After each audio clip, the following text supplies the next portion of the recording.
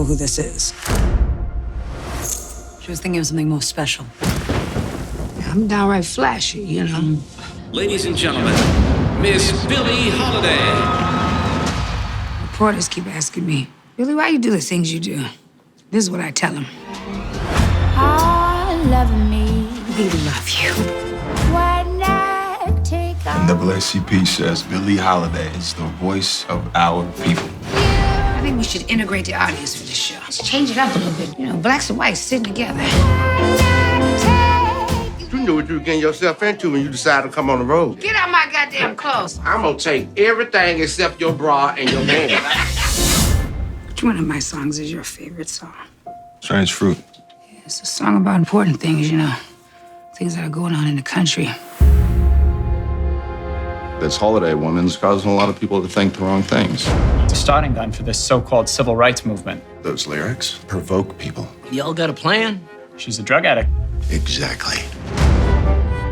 I cut Strange Fruit. I want to sing the damn song. It's for your own good, okay? I sing what the fuck I want.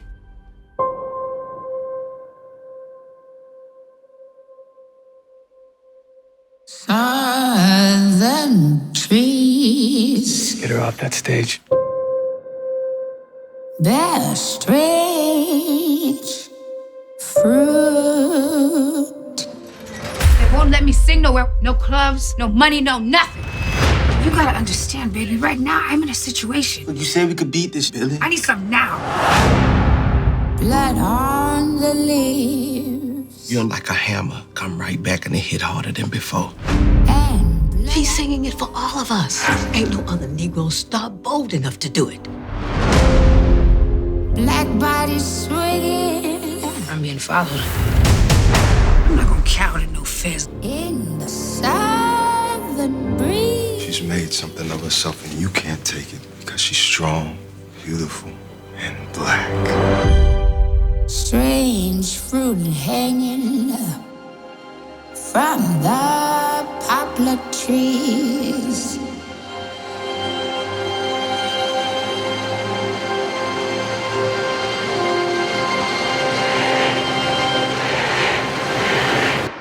You think I'm gonna stop singing that song? You grandkids will be singing Strange Fruit.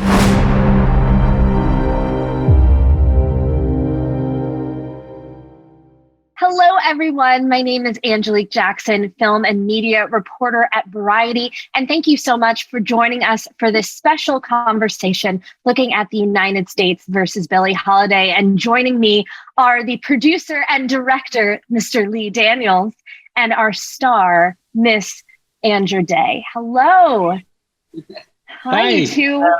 How are you? Well, let me start this out that since I have both of you here, this I know was a very special collaboration between the two of you, figuring out a way to embody this iconic songstress, but also civil rights leader. So Lee for Andra, or Andra for Lee, and Lee for Andra, what was it that made this partnership so special? What was it that made this collaboration easy as you were trying to figure out who Billie was?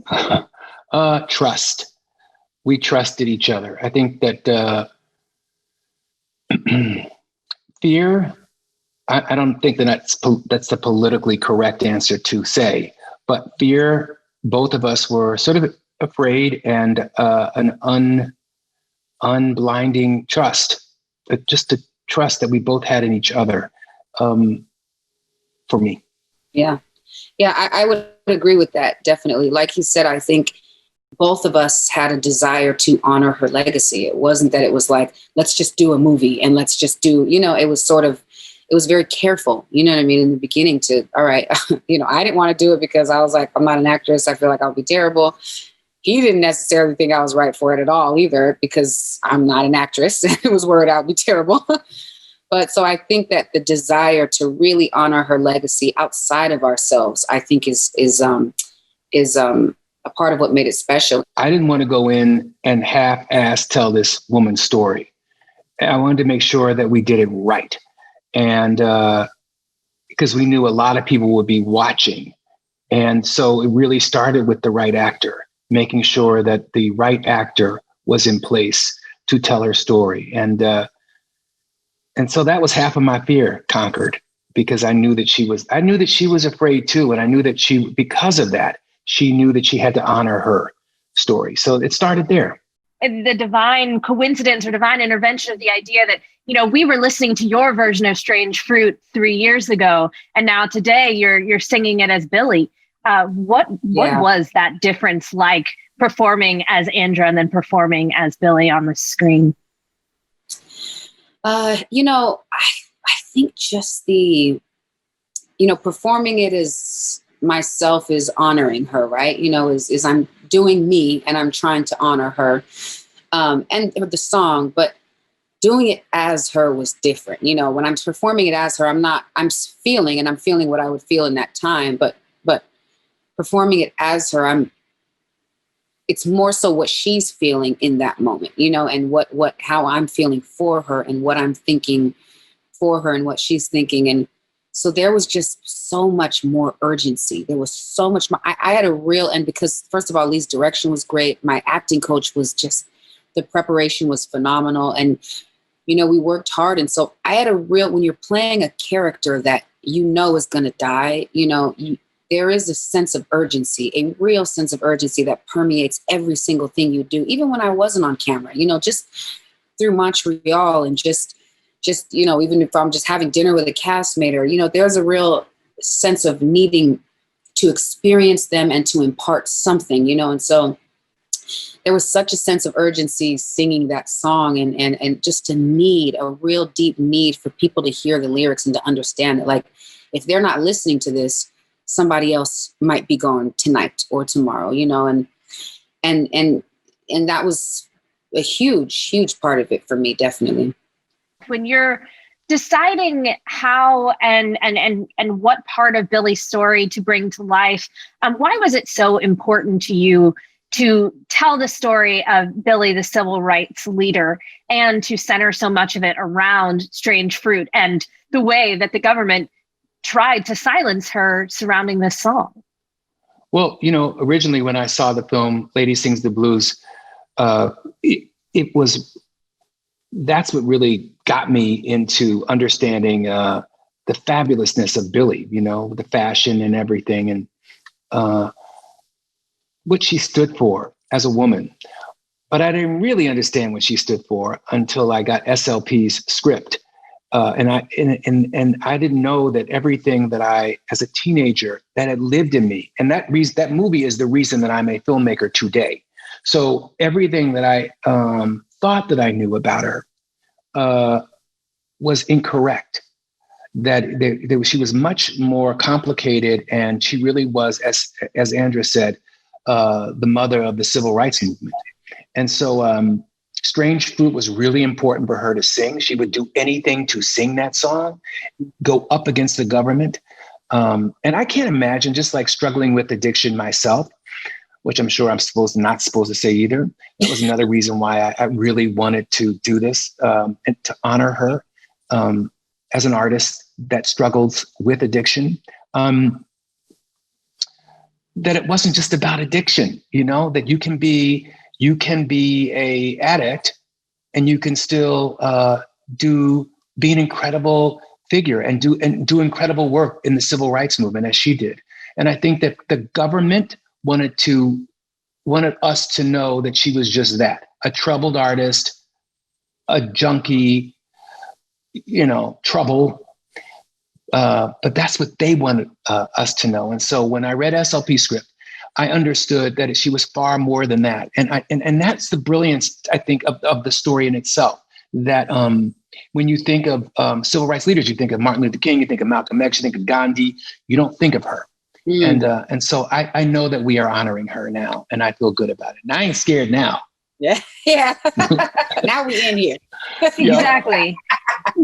And so much of that is what is important about a story like this and a story like hers is that, especially our civil rights leaders, a lot of them were painted in a very flat way, where it was, Malcolm is angry while Martin Luther King is peaceful. It's the way that you kind of keep people from fully understanding the broader humanity of this person. And that is so much what this story is about, is understanding the humanity. And also, and this is the great part, about what Andra has done with this. She has three-dimensionalized this character of Billie Holiday in a way that I don't know. I've never seen it. I rarely see with actors.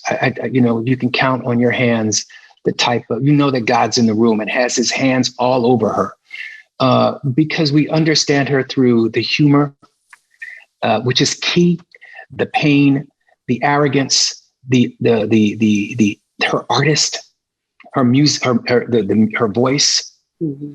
We see so many different levels of Billie, and then that is of a person, a full person, not just one note. And it feels like Billie, the rock star, and also her connection with the fans. It's kind of separate from the way she would sing on stage and be so seemingly guarded. By getting to be like with her people and with Black people especially, I felt like it was very, like it comes across in the scene.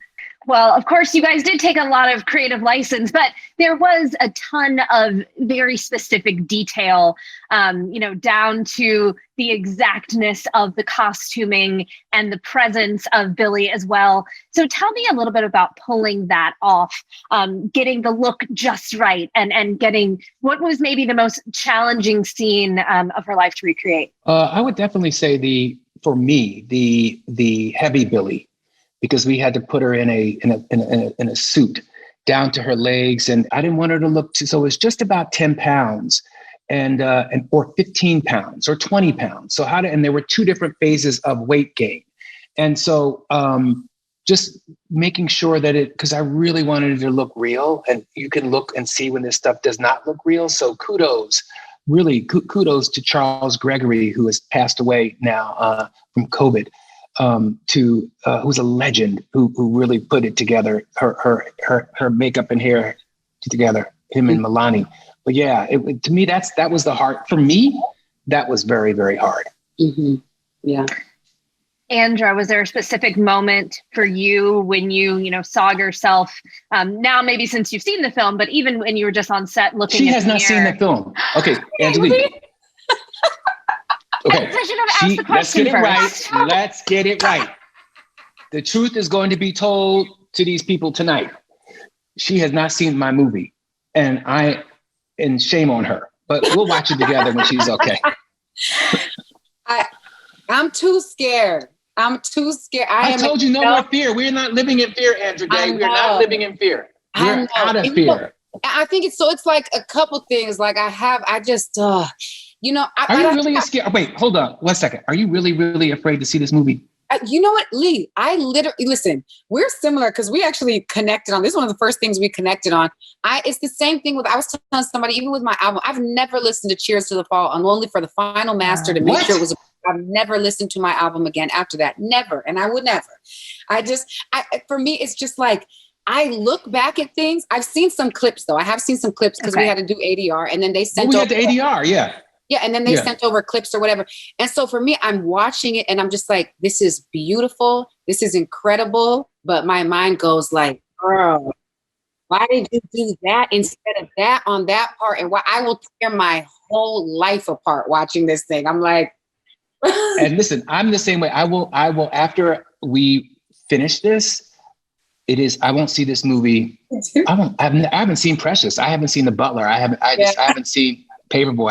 I won't watch it. I'm done. I'm going to watch it for the master tape. Like I said, I'm going to get there. But the other thing let's do it together. That's why, I really feel like it should be something special where we watch it together. Because the other thing is, I was like, my memories from set they were still so. I think they're stronger than the movie, right? I'm like still so in the world of that I don't know if I'm ready to finalize it yet with the culmination of everything. You know what I mean? Yeah. I'm just like, I don't know. I won't leave the door up, but I'm going to watch it. And I'm going to watch it with me, and it's going to be amazing. And I won't cuss myself out and hate myself afterwards, probably.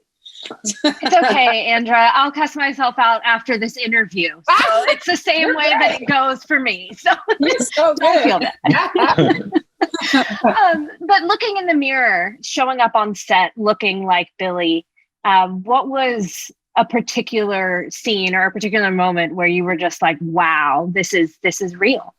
Yeah, I feel like when we did Ain't Nobody's Business, when we did the Carnegie Hall scene, I mean, it was sort of early on. And so that was one of them. It was two because that was one of them because that was the big iconic her performance. What everybody knows of her, it's how I was introduced, with the flower. And when you see the flower and you're just like, oh, there she is. Like there's, because you're not just doing the flower as I do it now, where I just love it. And it's a nod to her. That's the development of the iconoclast kind of that moment. You know what I mean? And so that was definitely a moment coming on stage. First of all, those, the other castmates, their energy was so big, the entire time. So I really felt like Billie walking on stage triumphant after a prison stint and coming from Carnegie Hall and needing everybody to love me. And, so that was definitely a moment. I think the short hair was huge for me. I actually really loved it and still do now love it. Because my hair, my hair was down to my butt before, like stretched, you know what I mean? My hair was like down to my butt. It was like chopping it off and straight raising the back, seeing those come through with all of that. Like I felt, listen, for lack of a better term, I felt like a bad bitch. Like it was just like that moment of just, yeah, I'm her and I can, do whatever I need to do. It was really, I enjoyed the transformation probably too much. All of me is, I have moments of every song that I like. That's my favorite. But her singing All of Me at the end of the film. And I told her, I said, okay, it's time for you to say goodbye to Billie. And, because, it's the end of the movie. So you got to sing All of Me. And I think that was the last song that we did. Was it? Yeah, it was. Yeah. And it was toward the end of filming. Yeah. Was it the last day of filming too? It wasn't the last day, but it was like last couple of scenes. Mm-hmm. And so she sang All of Me. And in the very end, I said, I really need for you to say goodbye to Billie. And I need for you to break it a little bit, break that third wall, break it so that you can give me a little bit of Andra. And she broke down crying in the midst of the song. And she walked away. And I said, that's the end of the movie. And I'm going to use that moment right there because a little bit of Andra came out. She if you notice, she didn't really sing it like Billie, but you could hear a little bit of Andra come right through there. And she opens her hands, just opens her hands up. And you could see that she was doing the best she could to release Billie. I still get chills talking about it. Yeah, that was hard. That was like, I remember that moment of like shock, actually, I think, when he's like trying to pull the performance out and then he tells me, he's like, let go of Billie. I need Andra to come through. And I remember looking at him like, what? Well, why would we do that now? I mean, this is like, so I was like, okay, well, and I think the reason, and he asked me later, and because I was just like, I don't know, again, it was one of those moments that I was like, Lee, I don't know her, and so it was like, bring Andra through. And I'm like, I have no fucking idea how to do that. I don't know her. Even my friend who was with me, she assisted me on set and she's known me for years. And she was like, she kept trying to do motions that she was familiar with me or Andra Day performing on stage. And you couldn't find her. You couldn't find Andra. Andra was so, I think that was the reason why you were crying, because I think you felt that you let me down. And I think that was a moment where you didn't let me down, Andra. You did exactly what you were supposed to do. You couldn't find her. You couldn't find yourself. Yeah. He's brilliant for knowing that. Meanwhile, I'm just like loathing in a corner. Like, I fucked it all up on the last few days of shooting. And you went out. Oh, that was the first time I saw you upset. You were really upset. You sulked and you wouldn't come. I couldn't get a hold of you. I was trying to get you and she was embarrassed because she really felt she let me down. And that cry was not supposed to happen, because at that time I said, I don't want to ever see Billie cry. Never. We never want to see Billie cry. To the point where that even, we had to go back to see Billie cry during the Leslie Jordan's. Isn't he great, Leslie Jordan? So good in the movie. But when Leslie's interviewing her, he says, why can't you behave? That's when she cries.